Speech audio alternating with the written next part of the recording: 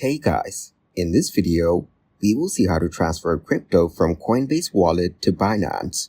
First, launch the Coinbase app on your phone. Once logged in, tap the Send button to start transferring crypto. Now select the cryptocurrency you want to transfer from your wallet. Now, navigate to the Binance app on your phone. To log into your account, tap the Sign Up or Login button. You can continue with Google by selecting your Google account to log in.